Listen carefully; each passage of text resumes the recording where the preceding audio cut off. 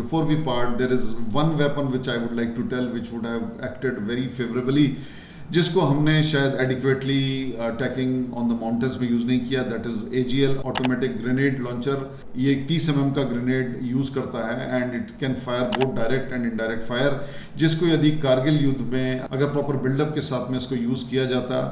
तो ये bunker bursting के लिए, बंकर से दुश्मन को फाइनली निकालने में बहुत सारी जाने गई हैं, क्योंकि जो दुश्मन आर्टिलरी शेलिंग और सब तरह की फायरिंग के बाद भी बच जाता है कि यदि कोई ग्रेनेड उसके अंदर पहुंच जाके अंदर अगर कोई ग्रेनेड फट जाता है तो उसके सारे ऑक्यूपेंट जो चाहे उसने जो भी हथियार लगाया वो, चाहे एंटी एयरक्राफ्ट गन लगाई हो, चाहे मीडियम मशीन गन हो या कोई भी ऑटोमेटिक हथियार हो या जो भी उसके ट्रुप्स फायर कर रहे हैं, वो सारे के सारे दे आर इंस्टेंटली इनकैपेसिटेटेड। तो इस तरह से मेरा ये मानना है कि एक ऑटोमेटिक ग्रेनेड लॉन्चर का कहीं भी कारगिल युद्ध में हमें यूज़ नहीं दिखता। ये एक ऐसा हथियार है जिससे जो अटैकिंग ट्रुप्स का बहुत बड़ा साथी सिद्ध होता है। जब सब तरह का फायर रुक जाता है, आर्टिलरी की सपोर्ट रुक जाती है,